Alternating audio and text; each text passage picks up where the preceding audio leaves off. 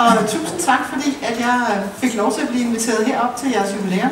Jeg synes faktisk, det er en rigtig stor ære sådan, at komme her i dag og sådan lidt være kommunernes repræsentant fra Danmark. Det synes jeg, det blev jeg rigtig, rigtig glad for. Jeg har aldrig været på Færøerne før, så alene af den grund tænkte jeg også, at jeg bliver simpelthen nødt til at komme op og se det her fantastiske ørige, som jeg har hørt rigtig meget om. Jeg har hørt rigtig meget om, at der er totalt grønt og smukt, og jeg landede i snevejr. Så jeg blev lidt overrasket, men så er det anderledes ud her til morgen. Jeg er blevet bedt om at fortælle jer lidt om en omstillingsrejse, som vi startede for 4 år siden. Det er en historie, som handler om, hvordan vi har lavet faglig omstilling og økonomisk omstilling, og den handler også om, hvordan vi har bygget nye boliger. Og nu hørte jeg jo Edvard Hings oplæg her til morgen, og jeg tænker, at det på den måde kan passe rigtig fint sammen med, at en af jeres udfordringer handler om det her med, hvordan bygger man mere tidsvarende boliger, men også hvordan får man skabt en socialsektor, som er mere omkostningsbevidst og mere effektiv. Så det skal jeg prøve at fortælle jer lidt om ud fra et eksempel fra Høje Taastrup. Mit oplæg hedder fra omsorgs- og rehabilitering, og det er for ligesom at understrege den her faglige omstilling og fra institution til egen bolig, fordi en væsentlig del af den faglige omstilling har handlet om at få afinstitutionaliseret det specialiserede voksenområde og få folk tilbage i egen bolig.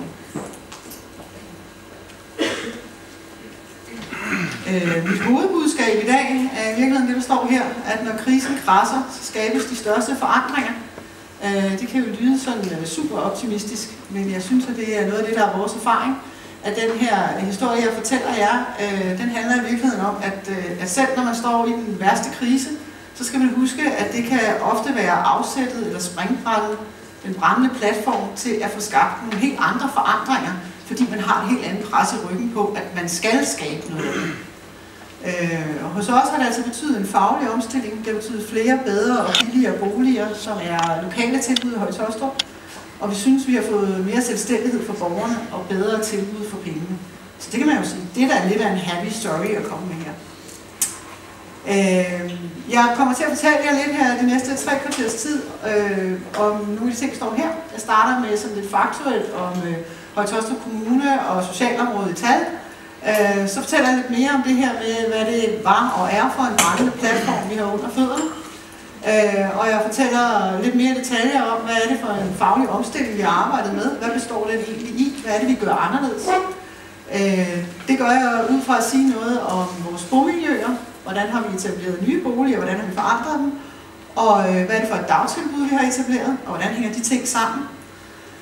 Så siger jeg selvfølgelig noget om økonomi. Hvad er det for nogle investeringer, vi har måttet putte i det her? Og hvad har det så givet af output på økonomisiden? Og så til sidst siger jeg lidt om, hvad det er for nogle udfordringer, vi står i dag. Høje Taastrup Kommune, ja, det er i virkeligheden en kommune, som indbyggerantalsmæssigt minder rigtig meget om Færøerne. Der er lige knap 50.000 indbyggere. Kommunen ser sådan her ud. Der er omkring 32.000 arbejdspladser, og det er en kommune i hovedstadsområdet, hvor der ligger rigtig mange store virksomheder, og vi er rigtig dygtige til at tiltrække virksomheder. Den er ca. 78 kvadratkilometer, og det betyder, at det er den største kommune arealmæssigt i hovedstadsområdet. Det er en del af Region Hovedstaden af de 29 kommuner, som ligger i Region Hovedstaden, og vi ligger 20 km vest fra København og lige i nærheden af Roskilde. Det er en kommune, som består af nogle meget forskellige elementer, kan man sige. Der er både en masse, nu skal jeg prøve at se, om jeg kan pege. Ja, der er både en masse landbrugsland herude, men så er der også nogle byområder her og her og her. Og vi har både 3 boligsociale områder, og så har vi også helt almindelige villakvarterer og parcelhuse og sådan noget. Der bor rigtig mange borgere med anden etnisk baggrund, så det er en kommune med en stor mangfoldighed, og som er sammensat af mange forskellige borgere. Lidt om socialområdet, så jeg ligesom har en eller anden fornemmelse af, hvor stort er det her egentlig, hvor mange mennesker handler det om, og hvor stort det budget er det taler om. Vi har omkring 240 borgere, som bor i botilbud, og det er altså også uden for Høje Taastrup Kommune. Og de 175 af dem, de bor i Høje Taastrup i dag. Sådan har det ikke altid været. Vi har i høj grad tidligere været en kommune, som har købt langt størstedelen af vores botilbud i andre kommuner.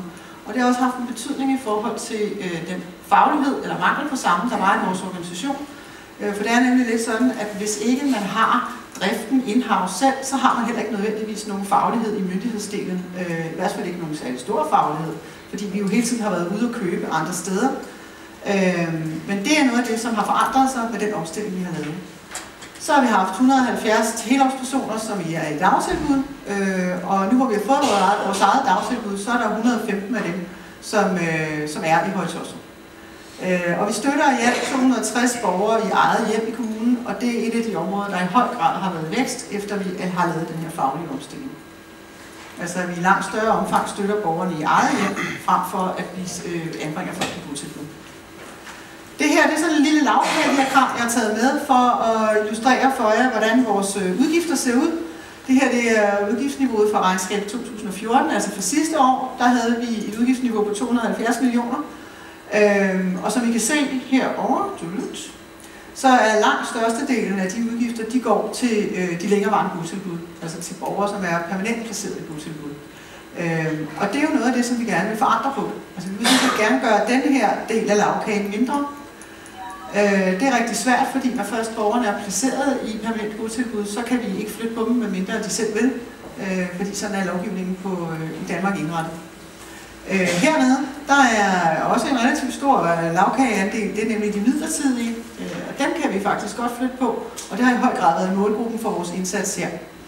Nemlig at få flyttet dem fra midlertidige botilbud, og så herover i den her kasse, som hedder bostøtte, altså som er bostøtte i eget hjem. Ligesom et dagtilbud, som jeg sagde før, der har vi valgt at etablere vores eget dagtilbud.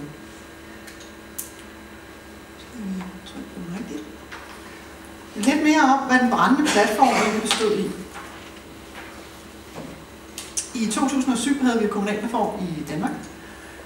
Det betød, at kommunerne overtog en række opgaver fra amterne på det her specialiserede voksenområde. Opgaver, som tidligere var varetaget i amtsligt regi, det gælder både voksenområdet og børneområdet, så vi skulle til at vende os til en helt ny type opgave på handicap- og socialpsykiatriområdet. Det gik vi så i gang med, og det kom til at koste os en masse penge, fordi det havde vi simpelthen ikke nok styr på, hverken fagligt eller økonomisk.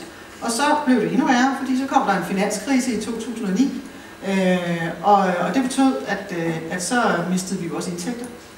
Så var vi virkelig i en situation, hvor man kan sige, at nu skulle udgiftsudviklingen stoppes. Og det betød, at vores byråd blev nødt til at sætte nogle nye mål for socialpolitikken. Vi blev simpelthen nødt til at sætte en helt ny retning på det her område, fordi vi var i en totalt håbløs situation. Stigende udgifter og faldende indtægter, så der var simpelthen noget helt andet til her. Og det vi gjorde, det var, at vi valgte at omstille den faglige indsats og sætte mere fokus på hjælp til selvhjælp og mindst indgribende indsats. Og så satte vi i høj grad fokus på, hvordan vi kunne nedbringe udgifterne. Så kan man jo sige, at det her er ikke bare noget med at tage hjælpen fra folk, så er det vel ikke så svært at nedbringe udgifterne. Men den store kunst bestod jo i, hvordan vi kunne hjælpe folk, samtidig med at de nedsatte deres hjælp. Man må gerne afbryde, hvis man har spørgsmål.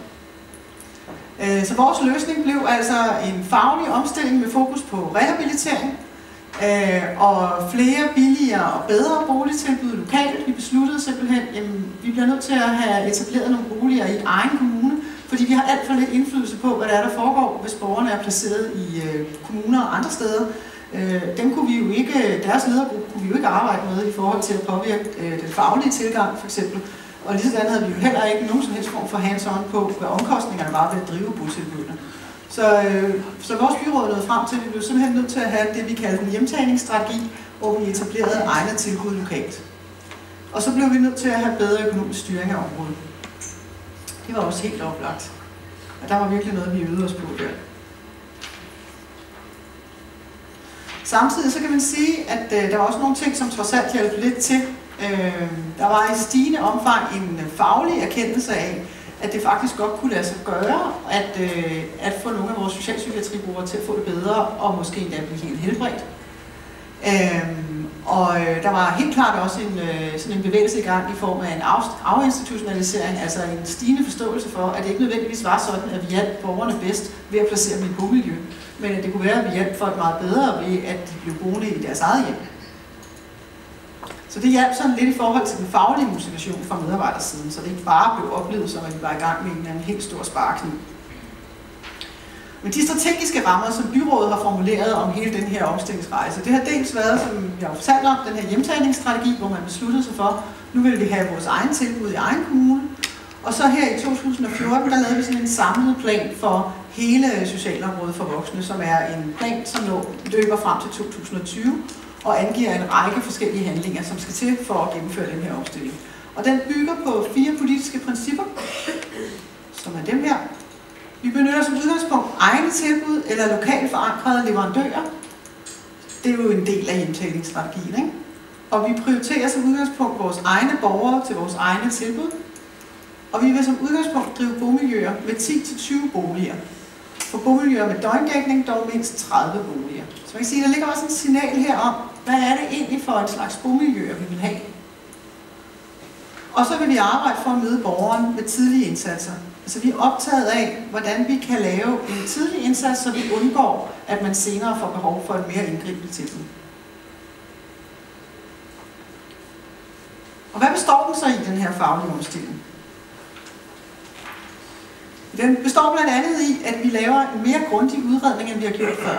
Vi er en af de kommuner i Danmark, som har arbejdet først med det, der hedder voksenudredningsmetoden. Dem af jer, som hørte Knud Aarup, direktør for Socialstyrelsen tidligere her til formiddag, hørte også Knud fortælle en hel masse om det her med, hvordan kan vi arbejde med mere evidensbaserede metoder. Og voksenudredningsmetoden er en metode, som er udviklet i fællesskab mellem ministeriet, KL og de danske kommuner, om hvordan man laver gode udredninger på voksenområdet. Man kan sige, at det er et fælles sprog på det her område. Og det valgte vi at sige, at det skal simpelthen være det, som er vores faglige ramme for, hvordan vi vil lave udredninger på voksenområdet. En del af det indeholder, det er blandt andet, at vi fastlægger konkrete mål for den faglige indsats, som vi følger op på. Altså at vi, når borgeren henvender sig hos os med behov for hjælp, sammen med borgeren finder ud af, hvad er det for nogle mål, der skal være for dig, hvor skal vi hjælpe dig hen i dit liv. Og fokus i den samtale er altså på rehabilitering og mindst mulig indgriben. Altså hvordan laver vi mindst mulig forstyrrelse i borgerens liv? Og hvordan kan vi have et perspektiv, som handler om rehabilitering? Altså hvor vi tager afsæt i, hvad er det borgeren kan i dag, og hvordan kan vi bygge videre på det, som man allerede kan. Så har vi fokus på borgerens deltagelse, selvbestemmelse og selvstændighed. Altså at det er borgeren, som skal være med til at sætte målene. Det er ikke medarbejderne. Altså de skal også hjælpe til med det, men udgangspunktet er, at det er borgeren selv, som formulerer egne mål. Og der kan man jo sige, at nogle af vores borgere, er de overhovedet i stand til det. Vi har jo borgere, som er stærkt handicappede, så der er det jo i sig selv en faglig udfordring, hvordan man finder ud af, hvordan får vi fundet ud af, hvad det er, borgeren rent faktisk vil her. Vi skal have fokus på støttebehovet frem for diagnoser. Det er noget af det, som I vil høre som helt gennemgående for os, at vi er meget mindre optaget af diagnoser i dag, end vi har været tidligere. Men mere optaget af, hvad det er for et støttebehov, borgeren har. Det er ikke så interessant, om man har den ene eller den anden sygdom. Det, der er interessant, er, hvad for nogle ressourcer har du, hvad kan du, og hvad skal vi hjælpe dig med at støtte dig til at blive bedre til. Selvfølgelig kan der være nogle ting, hvor man kan sige, at de medarbejdere, som arbejder sammen med borgeren til daglig, bliver nødt til at have en faglig viden om lige præcis den diagnose. Men når vi fastsætter, hvad det er, der skal være målene, når vi fastsætter, hvor vi vil hen med rehabiliteringen, så er det ikke nødvendigvis diagnosen, der er i fokus. Det er vigtigt, at borgeren er aktiv med de ressourcer og kompetencer, man nu har, og at man ikke bare betragtes som en passiv klient, som vi gør noget med. Og derfor også den sidste konklusion, altså at medarbejderen er en livshjælper og en facilitator på vejen. Det er ikke en, som skal træffe beslutninger på vegne af borgeren. Det er borgeren selv, der skal træffe beslutninger. Og det her, skal jeg helt så sige, er en kæmpe omstilling i vores organisation. Og sætte det fokus i stedet for. Men jeg synes, at det betyder, at vi jo begynder at stigende omfang at leve op til, altså jeg kender klichéen om det der med borgeren i centrum. Altså det er jo rigtig mange af os offentlige myndighedspersoner, som har sagt det i rigtig mange år. Men hvad er det egentlig, vi mener med det? Det synes jeg bliver tydeligere og tydeligere med den her type faglige tilgang. Jeg har taget et citat med her fra centerchef Susanne Strandkær, som er hende, som har ansvar for det her område. Det har i høj grad været Susanne, som har været krumtappen og omdrejningspunktet for at styre os igennem hele den her omstilling. Og Susanne siger, sammen skubber vi grænserne for, hvad der kan lade sig gøre for det enkelte menneske. For eksempel klarer mange af vores allerdårligste borgere med psykiske lidelser sig i dag uden nattevagt. Mange af dem mestrer hverdagsting, som de før skulle have hjælp til.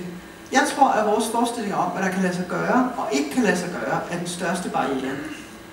Og jeg tænker i virkeligheden, at noget af det sidste, hun siger her, er rigtig interessant. Altså, vores forestillinger, altså det vil sige ledere og medarbejdere, vores forestillinger om, hvad der kan lade sig gøre for borgerne, det tror hun i virkeligheden er mere begrænsende. Det synes jeg er en rigtig, rigtig interessant refleksion, ikke? Altså, at det er virkelig også os som medarbejdere og ledere, der skal gøre op med, hvad vi tror på, at borgerne de kan klare. Hun fortæller her historien om det der med, at vi har nogle virkelig dårlige borgere, som faktisk i dag klarer sig uden nattevagt. Og lige om lidt, så viser jeg jer en film med en borger, som fortæller den historie. Vi har blandt andet lukket et tidligere amtsligt tilbud, hvor vi havde borgere, som var rigtig, rigtig, rigtig dårlige, dybt medicineret, og hvor vi også havde nattevagt. Og det har vi ikke længere i det nye tilbud. Og det har faktisk kunnet lade sig gøre ved målrettet at arbejde på at komme væk fra at have nattevagt, og ved målrettet at arbejde sammen med borgerne om, hvad er det, der gør, at du har behovet? Hvorfor tænker du, at når du vågner om natten, at du ikke lægger dig ned og sover videre, men at du har behov for kontakt til en medarbejder? Og hvis man har arbejdet meget, meget intensivt på det, så er det sådan set lykkedes for os at komme derhen, hvor vi i dag ikke har behov for at have nattevagt. Lidt mere om, hvad det er for nogle boliger, vi har skabt, fordi det kan forstå noget af det, som også har jeres fokus heroppe. Vi har lavet 7 nye bomiljøer. Vi har lavet 7 nye bomiljøer mellem 11 og 2014. Så vi har haft pænt meget travlt med at etablere nye bomiljøer. Det billede, I kan se her, det er det, der hedder Taastrup Torv, som er det, vi senest har taget i brug. Det er de boliger, der ligger her, som er nye. Og noget af det, som I kan se, der er karakteristisk for de her boliger, det er, at det ligger fuldstændig inde i midten af vores bymidte. Jeg er ikke tale om, at vi har etableret et eller andet bomiljø i et smukt sted ude i en skov med en masse græsplæne og kigge til en lille skovsø eller sådan noget. Det lige bagved, her omme bagved, der ligger vores S-togstation. Og det her, det er sådan set, det er Taastrup Torv. Der ligger en stor café her, og herovre ved siden af ligger der en stor Kvickly. Så det er simpelthen det er i midten af Taastrup, at de her boliger er etableret. Jeg var oppe og besøge for et stykke tid siden sammen med vores udvalg, de nye borgere, der er flyttet ind der. Og det er enormt interessant at høre dem for eksempel fortælle historien om, at ligesom alle mulige andre mennesker, som bor tæt på en S-togstation, så betyder det også for dem, at pludselig de er blevet meget mere mobile. Nu behøver det ikke at være sådan, at man skal følges rundt alle mulige steder, og det er ikke kompliceret at komme med en bus først. Og man kan sådan set bare sætte sig ned i S-toget, så kan man sådan set køre ind til Rådhuspladsen i København, hvis man har lyst til det. Det var der mange, der havde en vældig fest ud af. Så det betyder på den måde også, at vi ved der, hvor vi placerer boligerne, også skaber nogle adgangsforhold, som gør, at man kan komme rundt i vores by, og man kan komme andre steder hen. At det er jo også med til at udvide de aktiviteter, som de her borgere de kan foretage sig, og dermed jo styrke rehabiliteringen. Men som I kan se, så har vi altså lavet de her 7 nye bomiljøer, og de er sådan noget forskellige. Det skal jeg nok komme tilbage til. Jeg tager nogle billeder med her, for at vise jer, hvordan det ser ud. Og for at vise forskellighederne i det. Det var Taastrup Torv, som I så før. Det her, det er et af de første bomiljøer, vi lavede, som hedder Møllergården, som er sådan nogle 2-rums etplansboliger. Den film, jeg spiller for jer lige om lidt, der vil I se den indenfra, fordi at, den er filmet inde i en af boligerne. Og herover har vi et opgangsfællesskab, som ligger noget, der hedder Sønderby Torv, hvor borgerne bor inde midt i et større boligbyggeri i en opgang her, og så er der en støttelejlighed hernede, hvor de så mødes og kan spise morgenmad og lave noget aftensmad sammen et par gange. Herover er vores boliger til hjemløse borgere. Dem har vi etableret 10 eller 12 af, noget der hedder Torsholm. Det er lidt svært at se her, men det er sådan nogle lidt aflange barakker med sådan en terrasse herude foran, så er de adskilt af nogle hegn og sådan noget. Meget, meget fint byggeri. Men som jo skal kunne tåle lidt af hvert. Fordi det er jo borgere, som ikke har kunnet boligplaceres nogen andre steder. Det herovre er et tidligere plejecenter, som vi har. Der var 19 boliger, og det synes vi var for småt til at være plejecenter. Til gengæld passede det meget godt til at være bomiljø for socialpsykiatriområdet. Så det har vi bygget om, og der er lavet sådan nogle fine små gårdhaver inde i midten af det hele. Det er alt sammen, det vi bygger, er alt sammen 2-rumsboliger med eget køkken og bad.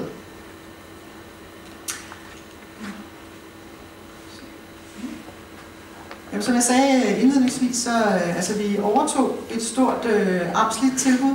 Jeg tror, der var 39 pladser, og det var absolut utidssvarende. Altså, det var etrumsboliger, ikke med Jeg tror faktisk ikke engang, der var eget bad og toilet, og jeg tror kun, der var en lille køkkenniche i nogle af stederne.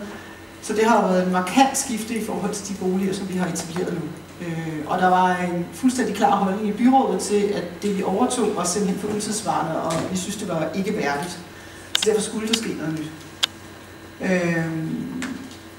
Så har vi også lavet nogle ombygninger af vores eksisterende botilbud. Det er lidt svært at fange det der, så de blev mere tidsvarende. Det har været vigtigt for os, at vi skulle væk fra en situation, hvor vi enten havde nogle meget indgribende botilbud, eller også så havde vi kun indsatser i eget hjem. Altså det der med at have en fleksibilitet i det, vi kalder tilbudsviften, sådan så at når borgerne også bliver bedre, jamen så behøver vi ikke nødvendigvis at have en borger placeret på det absolut dyreste botilbud. Det har altså virkelig betydet noget for udgiftsudviklingen. Så har vi også, som jeg skrev sidst, så har vi etableret et nyt dagtilbud for vores borgere med psykiske lidelser og handicappede, og det er et eksempel på det her med, at vi blander målgrupper. Det skal jeg nok komme lidt tilbage til at gå lidt mere dybt med. Vores bomiljøer, de er alle sammen oprettet efter det, vi i Danmark kalder almenboligloven. Og det betyder, at de er etableret af boligorganisationer og typisk inde i andre bebyggelser. Altså det vil sige, at de bliver, vores bomiljøer ligger sammen med helt almindelige familieboliger, ungdomsboliger og ældreboliger og er en del af lokalmiljøet. Det har været en væsentlig ambition for vores politikere også, at det er en del af vores lokalmiljø, at der også bor borgere, som er psykisk syge eller handicappede, og det er også en del af bybilledet i Høje-Taastrup. Og det er, som jeg også sagde indledningsvis, nogle små enheder med typisk 10-12 boliger, og de ligger dør om dør med alle mulige andre almene boliger rundt omkring i kommunen. Jeg har fortalt lidt om min retning, så behøver jeg ikke sige meget mere. Så lidt mere om det der med, hvad det så har givet os af muligheder. Altså en ting er, at det har givet bedre boliger, og det er selvfølgelig rigtig rart og tilfredsstillende og giver livskvalitet for vores borgere. Men det har rent faktisk også betydet, at vi nu meget bedre kan implementere vores faglige metoder. Fordi nu har vi jo botilbud i egen kommune, og det betyder, at vi har jo så også driftledere for de her institutioner, og så kan vi jo arbejde med den faglige omstilling, hvad vi ikke kunne før, da borgerne boede i andre kommuner. Og så har vi rigtig mange borgere, som er meget mere glade for tilbudene. Noget af det, som har været ud fra sådan et økonomiperspektiv lidt en hage, det er, at det er helt tydeligt, at der er særligt nogle forældre til nogle af vores unge borgere, som tidligere har holdt dem hjemme i længere tid, fordi at de ikke synes, det var særlig optimalt, hvis deres unge dreng eller pige, når de kommer op på voksenområdet, skulle boplaceres i Næstved, eller på Fyn, eller endnu værre i Jylland. Og derfor så er de simpelthen strukket så meget længere for at holde dem hjemme. Men nu hvor der pludselig er botilbud i nærheden, rundt om hjørnet, så har de jo en langt større vilje, interesse i forhold til at sige, at det kunne sådan set være okay, at min datter fik et botilbud på Sønderby Torv. Og det er jo nogle lækre boliger, og det ligger måske 500 meter fra, hvor jeg selv bor. Så det har jo betydet, at det har i virkeligheden også givet en aktivitetsstigning hos os, og det er nogle borgere, vi ikke kan afvise, fordi de er sådan set dårlige nok, så når vi visiterer dem, så vil vi ikke kunne sige, at de er ikke dårlige nok til at komme i botilbud. Men tidligere har forældrene bare haft løst opgaven hjemme, fordi de synes, at alternativet var værre. Men nu har vi jo pludselig skabt et godt alternativ. Så det har altså desværre betydet noget for aktivitetsvæksten. Her har jeg taget et citat med fra en af borgerne, fordi jeg synes, det er jo vigtigt, at I ikke kun hører mig fortælle historien, men at I også hører nogle af vores borgere selv fortælle om, hvordan de har oplevet det. Og Lisbeth her, som bor på Møllergården, hun siger, her kan jeg selv bestemme, og nu gør jeg alle de ting, som alle andre mennesker også gør. Daglige gøremål som indkøb, madlavning, tøjvask og rengøring. Jeg har fået mit liv tilbage. Nu har jeg selv været et par gange på Møllergården, og jeg synes, at noget af det, som slår en, når man kommer på Møllergården og taler med nogle af beboerne, det er det der med ligesom at kapre livet tilbage. Altså, og Lisbeth her er en af de beboere, der tidligere har boet på Vestervænget, vores gamle amtslige institution. Og høre dem fortælle historien om den transformation, de har været igennem, det er simpelthen helt fantastisk. Der er selvfølgelig også nogle medarbejdere i det her game. Og det er jo nogle medarbejdere, som har skulle skabe en forandring. Og det er jo den, der er den helt grundlæggende i det her. Og de kom jo fra, de løste jo deres arbejdsopgaver på en måde, som de synes gav mening. Den måde, vi gjorde det på før, som var, præget af omsorgstilgang, det gav jo god mening på det tidspunkt. Så det har været rigtig væsentligt også at skabe en ny fortælling om, hvorfor vi skulle holde op med at gøre det, og hvorfor vi skulle begynde at gøre noget andet. Så det er et lidt karikeret eksempel, kan man sige, at før ville hjulpet borgeren med at lave kaffen ved at vi satte kaffen over og kom og serverede den. Men i dag der handler det om at hjælpe dem med at finde ud af, hvor kaffemaskinen står, og hvordan man slutter den til, og hvordan man betjener den, så de selv kan producere kaffen. Og det lykkes altså rigtig godt. Nu skal I se en lille film, som er Mette her selv, der fortæller historien om, hvordan det har været for hende at flytte fra Vestervænget til Møllergården.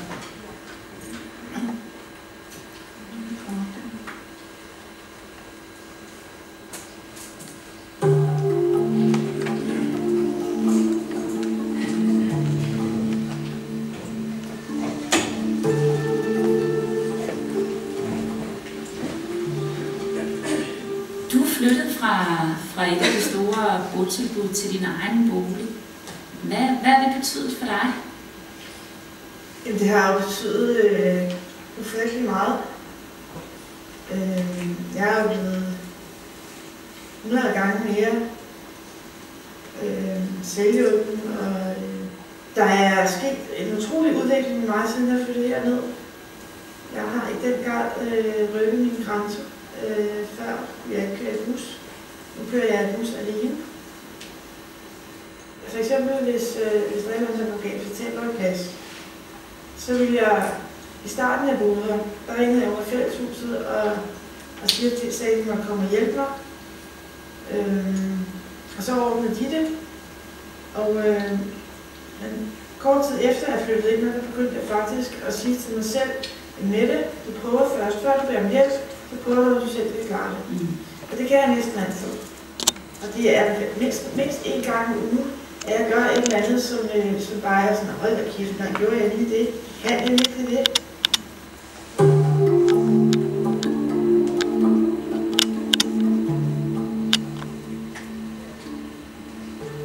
Jeg er blevet mere afhængig af min mutter. Altså mine forældre har ikke på noget tidspunkt blandet sig i, om jeg skulle flytte ned eller ikke flytte ned.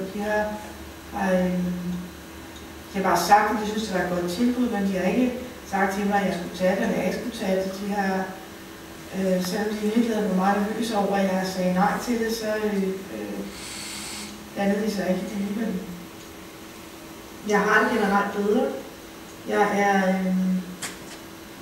er mindre psykotisk, når jeg får psykotiske tanker, så siger jeg til mig selv, hold op med det der, jeg gider ikke være psykotisk. Jeg gider ikke være psykotisk. Så går det væk.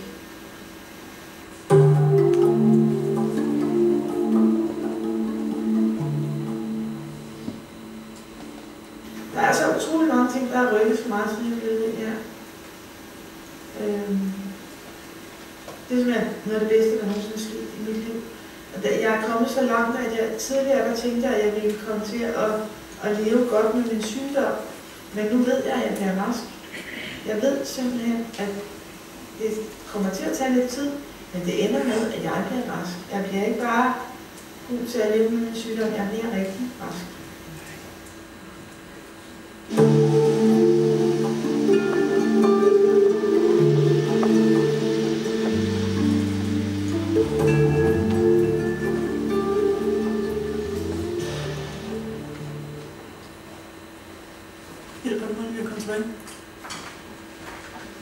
Jeg synes selv, det er sådan en rørende film.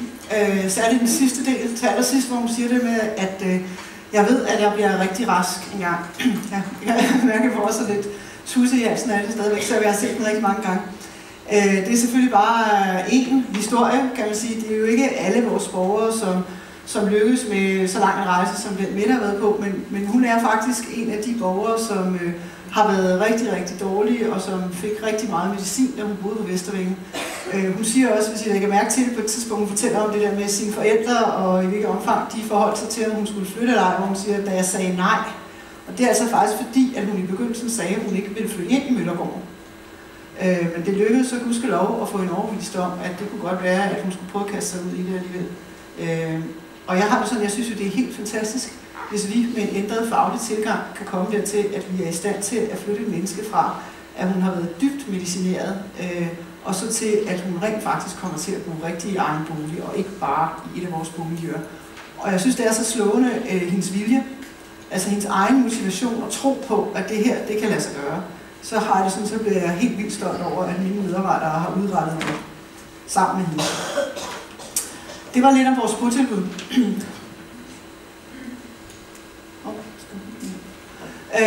Jeg har sagt nogle gange også, at vi også etablerede et nyt dagtilbud. Og det gjorde vi, fordi at vi tænkte, at det her det kan vi gøre billigere selv. Vi var også helt sikre på, at hvis vi, en af de ting, vi kunne spare på, det var transporten. Fordi vi brugte rigtig mange penge på hver morgen at sende busser rundt til at hente borgere i Høje Taastrup Kommune og ligge og køre dem rundt på hele Sjælland. For at de kunne komme i dagtilbud alle mulige forskellige steder. Så man kan sige bare det, at vi fik etableret et tilbud i Høje Taastrup, sådan så at vi ikke skulle bruge så mange penge på transport, og så borgerne ikke skulle bruge så mange kræfter på at sidde og rulle rundt i en bus, og både have ressourcer til at blive transporteret derud og hjem igen, og samtidig også skulle kunne foretage sig et eller andet meningsfuldt, når de var i dagtilbud. Så tænkte vi, det kan simpelthen kun blive en vinder. Og så fik vi en mulighed på en skole, som blev lukket, til at vi kunne indrette den til et nyt dagtilbud, og så gik vi i gang med det. Det skulle stemme sammen med den faglige tilgang, vi har i botilbudene. Så besluttede vi os lidt for, at det vi ville, det var, at her ville vi også have den rehabiliterende tilgang. Altså, man kan sådan lidt hårdt skåret op sige, at vi ville flygte fra at være et voksenfritidshjem til, at det var en egentlig meningsfuld arbejde. Altså, man skulle have en arbejdsidentitet, når man kommer i dagtilbud hos os. Og hvordan gør vi så det? Ja, jeg har lavet nogle eksempler heroppe på, hvad det er for nogle aktiviteter, der er hos os. For eksempel kan man være i køkken og café. Det vil sige, at vi har kun ganske få faglige medarbejdere ansat til at køre vores køkken. Ellers så er det borgerne, der er medarbejdere i køkkenet. Så hver dag så er det dem, der sørger for, at der bliver købt ind, og der bliver lavet mad til alle dem, der kommer i dagtilbuddet. De sørger for, at der bliver serveret, og at man kan købe sin mad op ved kassen og sådan noget. Det er vores borgere, som skal kunne klare det selv. Sammen med noget støttet personale selvfølgelig. Ligesådan gartneri og udearealer. Det har tidligere været sådan, at vores ejendomsselskab, de varetog altså noget renhold og vedligehold af de udearealer, der er omkring vores dagtilbud. Der valgte vi at sige, jamen det skal simpelthen være borgerne. Og noget af det, som er helt slående, når man kommer der omkring frokosttid, det er, at så kommer de blå mænd ind og spiser frokost. Så kommer simpelthen gartnerholdet og dem, der ordner fliser og alt muligt andet, de kommer ind i deres blå overalls, og så skal de spise frokost. Og det er helt tydeligt, at de har en arbejdsidentitet. De taler også om, at de kommer på arbejde. Så har vi en række forskellige kreative værksteder og noget snikkeri. Så har vi også noget journalistik, fordi vi bliver selvfølgelig nødt til at have et blad, som fortæller om, hvad det er, der sker på den her arbejdsplads. Rengøring og andre servicefunktioner, det er også borgerne, der varetager det. Vi har ikke rengøringspersonale ansat på vores dagtilbud. Det er borgerne, der varetager rengøringen. Om det er at vaske gulvet i kantinen, eller om det er renhold toiletterne, det er borgerne, der står for den opgave. Og det er altså ikke for at straffe dem, de vasker toiletter. Det er altså for at skabe den her oplevelse af, at man er på en arbejdsplads. Det betyder også, at man skal møde på et bestemt tidspunkt om morgenen og sådan nogle ting, fordi vi gerne vil skabe en arbejdspladsidentitet. Formålet er selvfølgelig at styrke borgernes ressourcer og kompetencer, og at vi får skabt en sammenhæng i forhold til det samlede støttetilbud, altså en sammenhæng imellem den faglige tilgang, vi har i botilbud, og den, vi har i dagtilbud. Og igen, så er det karakteristisk det der med, at vi har ikke så stor fokus på diagnoser, og vi har også blandede målgrupper her. Altså det vil sige, at vi har både borgere, som er handicappede, og vi har socialpsykiatribrugere. Og det har også været en udfordring.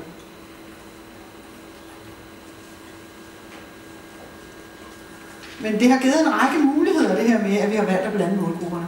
Det har simpelthen givet en bredere vifte af tilbud. Det er klart, at når vi har større volumen i vores dagtilbud, jamen så betyder det også, at så kan vi lave nogle flere interessante værkstedstilbud.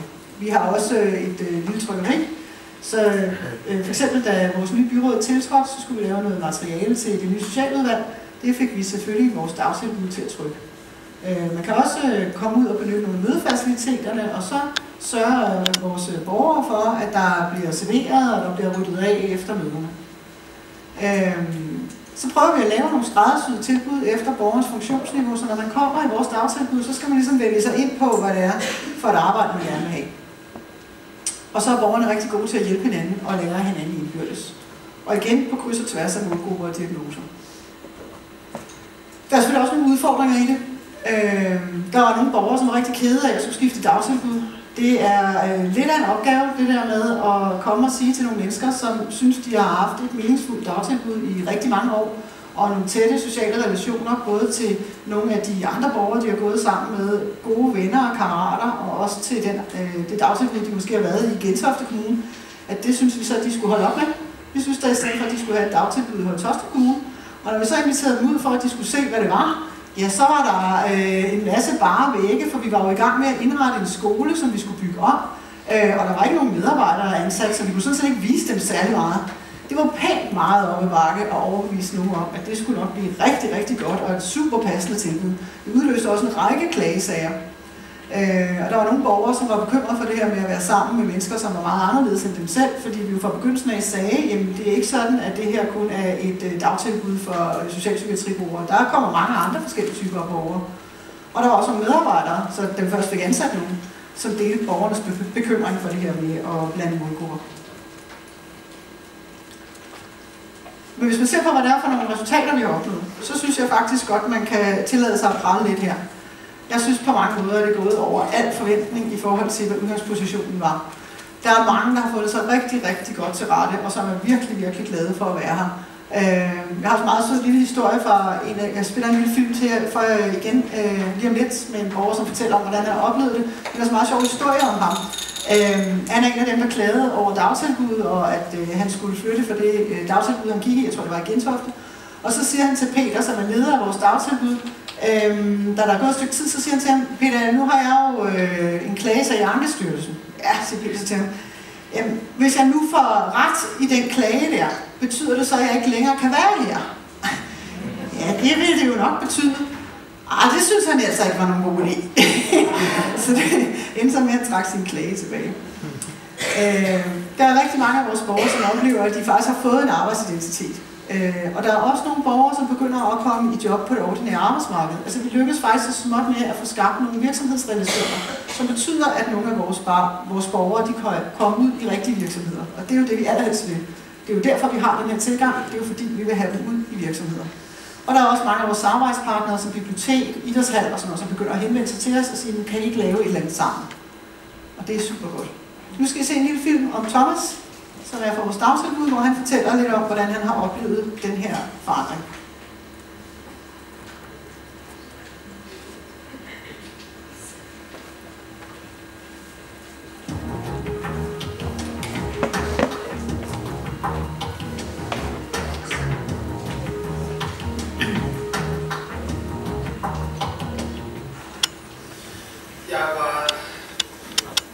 Jeg var journalist på en radio, som hed Radio Rostov, som lå i Gentofte. Der var jeg i 3 år. Jeg var sikkerhedsrespondent også. Her på Solgården, der arbejder jeg som journalist på en avis, som hedder Solpræsten. Det der forskellen, det er den avis, og her kan man ikke bare tillade sig at sige alt muligt forkert. Her skal det være rigtigt første gang. Sådan har jeg det. Jeg fik at vide det som brev fra kommunen. Da jeg første gang læste det, så tænkte jeg, at det kan ikke være kommunens mening, at jeg skal skifte arbejde. Men det var det. Det er dejligt at være her nu. Forstår på den måde, jeg føler det som om, at alle mennesker, der er her, alle, både personale, alle er vi en stor familie. Efter at jeg var med til at starte den her gruppe op, så synes jeg, at jeg er blevet, at det passer bedre til mig. Lige nu laver jeg kun avis, men vi skal også have vores egen YouTube-kanal, vi skal have vores egen, vi skal have alt muligt. Selvfølgelig skal vi holde fast i avisen, det er klart, men det er også meget vigtigt, synes jeg, at vi fornyer os. For hvis vi ikke fornyer os, så bliver det altid så kedeligt. Og det skal det ikke blive. Sådan har jeg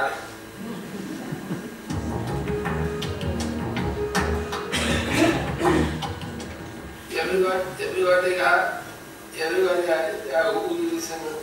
Jeg ved også godt, at de andre ikke er ulykkelig sådan noget. Men det er fint, at prøve at arbejde sammen på forskellige områder. De ene kan noget, hvor jeg ikke kan. Jeg kan noget, som de ikke andre kan. Jeg mener, at vi skal alle sammen, ligesom de har måske nogle andre problemer, så skal man hjælpe hinanden. Nu kan man også tale sammen. Selvfølgelig kan vi være sure på hinanden en gang imellem. Men vi får løst problemerne som ligeværende mennesker. Forstå på den måde, at vi er sammen mennesker med vores forskellige problemer. Jeg er god til at forstå tingene. Og jeg har altid været der for mine kollegaer.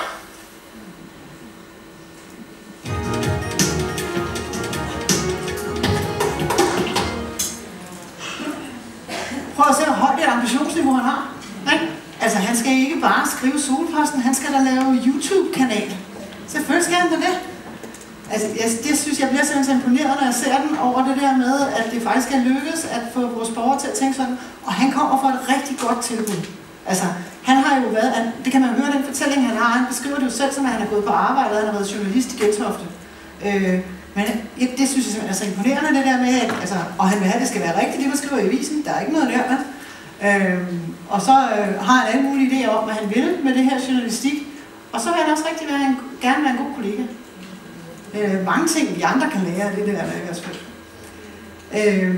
Det var historien om vores dagtilbud. Så vil jeg vende mig lidt mod den del, der handler om økonomien. Og det har jo været nødvendigt at lave en række investeringer her, blandt andet i vores botilbud. Det kunne ikke lade sig gøre at bygge botilbud, hvis ikke vi havde et byråd, som var indstillet på at gøre det, også på økonomisiden. Men fordi vi har valgt den her model med, at vi bygger efter almenboligloven, og at det er boligorganisationerne, der bygger, så betyder det, at vi har haft relativt lave anlægsudgifter. Der er selvfølgelig nogle udgifter til nogle af de fælles faciliteter, vi har lavet, nogle af de støttelejligheder, vi har og sådan noget. Det har der været nogle udgifter forbundet med. Men hvis jeg sådan skal give nogle eksempler, altså noget af det første, I så, det der, hvor der ligger den store café nede ved Taastrup Torv, der lavede vi 12 boliger og 1 støttelejlighed, og der har vi brugt omkring 1 lille million for at lave serviceareal. Solgården, altså vores dagtilbud, det er det, der har været det dyreste. Det har vi brugt 8,3 millioner på at bygge. Kløverhuset, som var et tidligere plejecenter, som vi byggede om, det har vi bygget om for omkring 1 lille million, også 900.000 eller sådan noget. Så man kan sige, det er jo ikke sådan en monstrøs økonomisk investering, vi har lavet på boligsiden. Det har faktisk godt kunnet lade sig gøre inden for en forholdsvis overskuelig ramme. Og det er jo en af de klemmer, man er i, når man skal lave en stor faglig omstilling og bygge nye boliger, samtidig med, at økonomien er god til, altså tilbage til en brændende platform. Så er det jo ikke sådan, at investeringerne står i kø, og man bare kan hive penge op af kommunekassen. Vi var i en rigtig... Så derfor var det ret afgørende, at meget af det her det kunne lånefinansieres. Så har vi fået bevilget 2 faglige stillinger, så der mangler sådan set en, fordi vi har faktisk også fået bevilget en økonomikonsulent. Og så har vi brugt forholdsvis mange penge på kompetenceudvikling. Jeg tror, vi har brugt omkring 600.000. For det er jo rigtigt, altså det er jo simpelthen krumtarmen i forhold til at lykkes med det her, at vi har nogle medarbejdere, som har den rigtige faglige metodiske tilgang. Ellers så bliver det jo bare nogle pæne ord, som sådan en, som jeg går rundt og fortæller om. Det er jo vores medarbejdere, der for alvor skal flytte det. Og så har vi måttet investere lidt i noget IT-understøttelse. Lidt om, hvad vi har nået af udgiftsreduktioner. Hvis man ser på vores udgiftsniveau i 2014, så kan vi sådan cirka regne det sammen til, at vi har reduceret det med en 35-40 millioner. Ikke det samlede nettoudgiftsniveau, men der, hvor vi ellers ville have været. Fordi noget af det, der har været en rigtig stor udfordring for os, har været, at vi samtidig har haft virkelig stor aktivitetsvækst. Altså hvis man har fået flere og flere borgere ind, samtidig med, at vi havde for høje udgifter på området. Men til gengæld så fik vi så i en periode de gennemsnitlige enhedsomkostninger til at falde. Altså det vil sige, at vi rummede flere borgere inden for den samme økonomiske ramme. Så har vi lavet nye kvalitetsstandarder. Altså byrådet har simpelthen besluttet kvalitetsniveau for, hvad er det for en service, vi kan få her.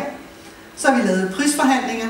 alle de borgere, som jeg viste indledningsvis lavkagen over budgettet, alle dem, som vi havde placeret i enten permanent eller midlertidigt botilbud, der var vi ude at prisforhandle med institutioner og kommuner, for at se, om vi kunne få det billigere. Og så har vi gennemført en række effektiviseringer på flere af de andre områder. Og det er altså samlet set, summer det op i 2014 til omkring 35-40 millioner.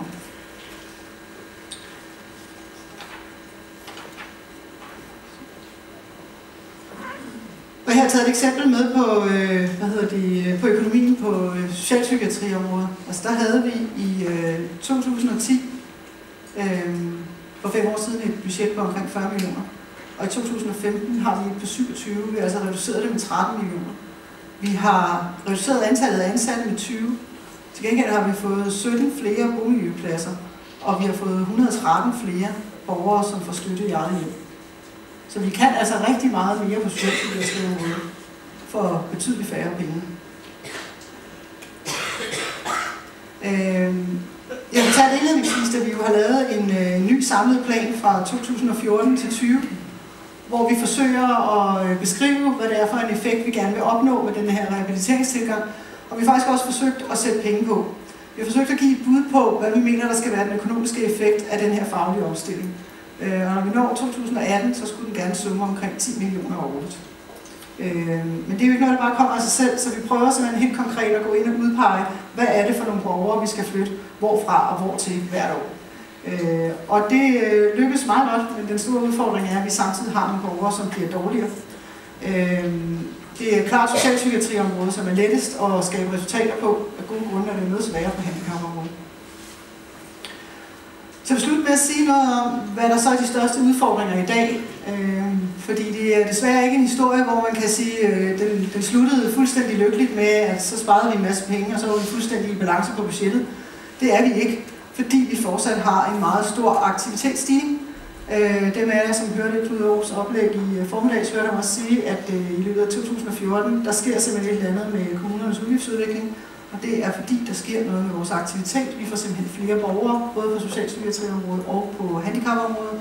Og på handicapområdet bliver de tungere, altså de får sværere problemer. Så er det også et problem for os, at vi ikke har afløb nok, om man så må sige. Altså der er simpelthen ikke, vi får ikke tilstrækkeligt mange borgere, som vi har færdigrehabiliteret ud i egen bolig. Og det gør vi ikke, fordi vi har mangel på billige boliger. Og vi er godt nok en kommune, der har mange almene boliger. Men der er samtidig lavet en reform af kontanthjælpsområdet, og det betyder, at en del af vores borgere, som tidligere ville have fået førtidspension, de vil i dag få kontanthjælp til et betydeligt lavere niveau, særligt de unge, og de kan simpelthen ikke betale den husleje, som er i vores almene boliger. Og det betyder, at så bliver de boende i vores botilbud, og det er alt for dyrt for os, og det er dybest set også en rigtig dårlig faglig løsning, for de er jo parate til at flytte ud i det almindelige samfund. Og det er der altså en række lovgivningsmæssige begrænsninger i forhold til, hvad vi kan gøre der. Vi har ikke særlig store muligheder for at give huslejetilskud og finansiere det for dem. Så er der helt oplagt, jo, jeg har været lidt inde på det, et dilemma imellem det her med, at når man på den ene side er i en situation, hvor man mangler penge, så har man et akut behov for at spare penge hurtigt. Og samtidig, så hvis man skal lave sådan en faglig omstilling her, så har man også et ønske om at tilbyde en tidlig indsats til mange af de her borgere. Og det skuer altså op imod hinanden. Og særligt hvis man sidder i en akut budgetmarkedssituation, som vi gør i år, og nogle af de ting, som vi så kan pege på, man kan svare på, det er jo desværre noget af det, som giver den tidlige indsats. Og det er helt klart et dilemma for vores politikere. Men jeg synes faktisk, at man må have stor respekt for dem. Jeg synes, de holder meget fast i vores plan og i det fælles spor, og har en stor tillid til, at den vej, vi bevæger os her, at det er den rigtige. Allersidst lidt opsummering. Jeg synes, at vi er nået rigtig langt med den faglige omstilling fra omsorg til rehabilitering. Vi mangler at have en mere systematisk tilgang til arbejdet med handleplaner. Det vil kunne bringe det endnu videre. Jeg synes, vi er lykkedes rigtig fint med større livskvalitet og større værdighed for borgerne, som jeg også synes, de 2 film rigtig godt viser. Vi har fået bygget flere og bedre boliger, og vi har også fået en bedre økonomisk styring, men desværre også en øget tilgang af borgere. Ja, tak skal I have.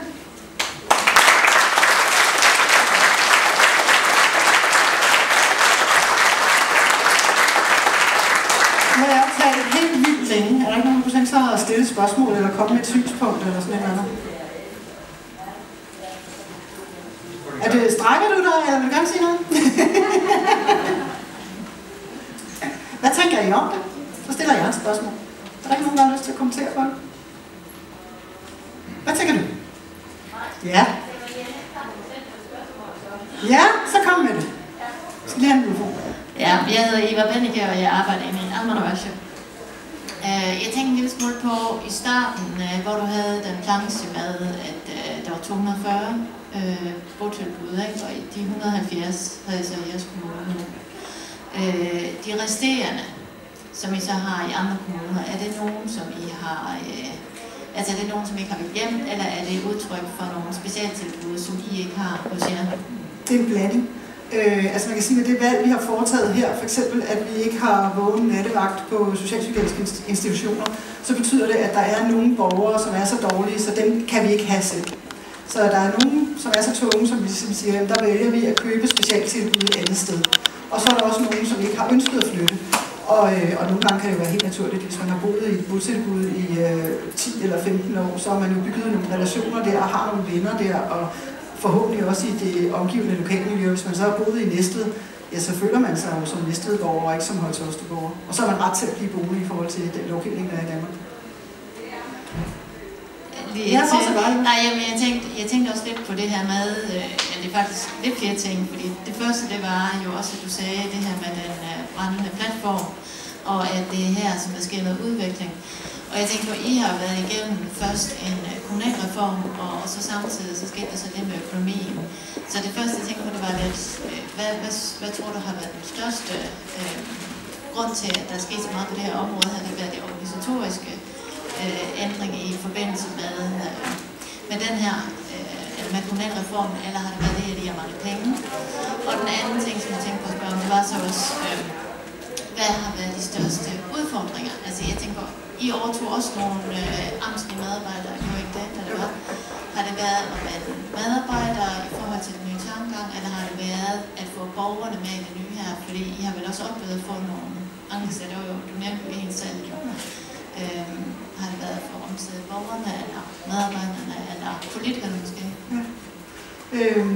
Ikke det sidste. Jeg synes, at vores politikere har været meget modige her.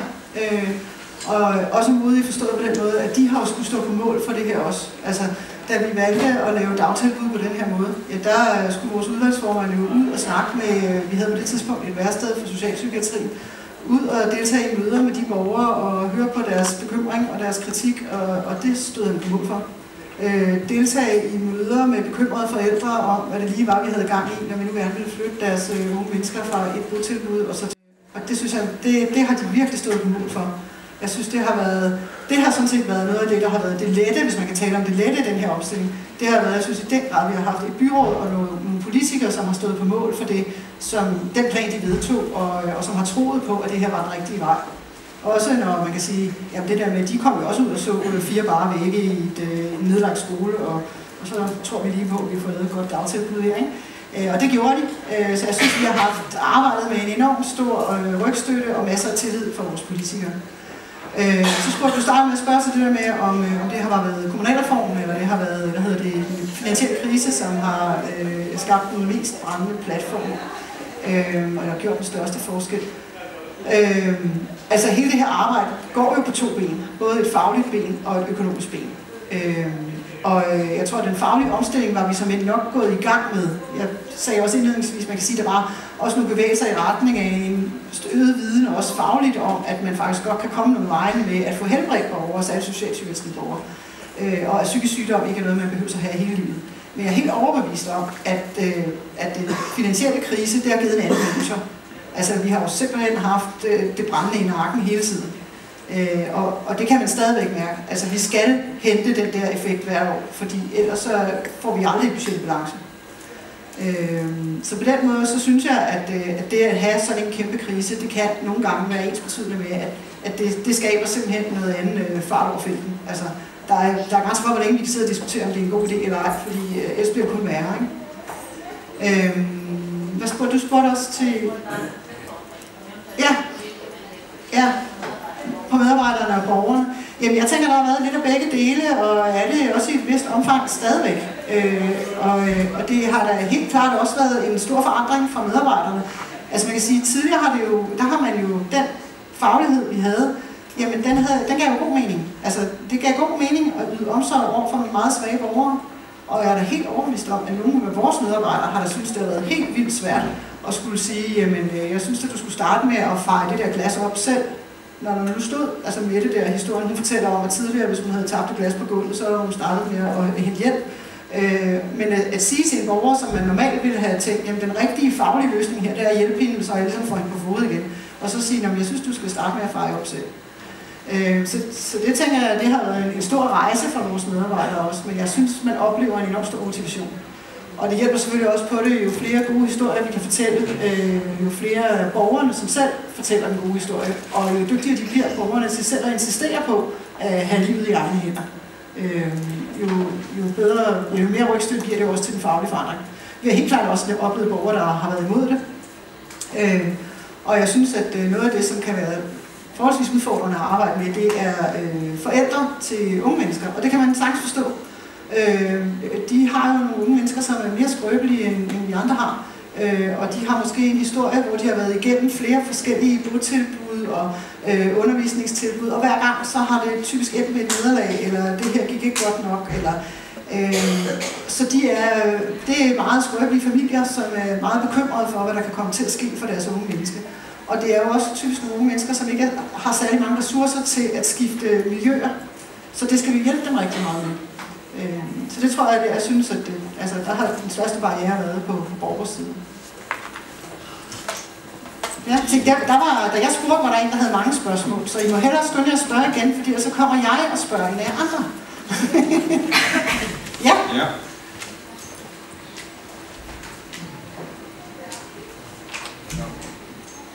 Hej, jeg hedder Doris Bersker-Meyer, jeg arbejder i Socialministeriet på Færøerne. Jeg kunne godt tænke mig at høre lidt mere om selv beslutningsprocessen. Hvordan kom I frem til, at det er den her socialpolitik, som man vil gå igennem i Høje-Taastrup Kommune? Du taler lidt om, at I har haft ryggrad, altså rygdækning for et politisk system i Høje-Taastrup Kommune. Men hvem har endelig fundet på, at det er de her tiltag, som vi skal gå i gang med? Hvordan har I sørget for, at det er legitimeret ned gennem systemerne? Det har været ledelsen i vores organisation, som har taget ansvaret for det. Altså, ikke mig, jeg kan ikke prale af det. Jeg kom først for et par år siden, så jeg har gået noget med på den sidste del af det. Men vi har haft nogle rigtig dygtige, og har nogle rigtig dygtige faglige ledere, som i høj grad har været dem, der har sagt, at vi skal simpelthen sætte en helt ny retning på det her.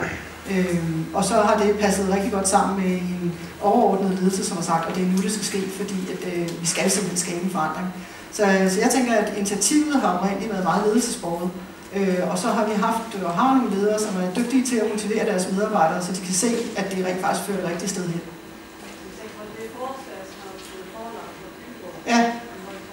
Ja. Det kommer fra os. Ja. Den første hjemtagningsstrategien er formuleret af administrationen, og den der planen fra 14 til 20, det var, altså, da jeg startede som direktør, så jeg blev simpelthen nødt til at få samlet nogle af de mange forskellige handleplaner, vi har i en samlet strategi, så vi er sikre på, at vi har et byråd, der står på mål for alle de forskellige indsatser, det her indeholder. Nå, men som tiden dog går... Ja, tak fordi jeg måtte stille så mange spørgsmål til jer.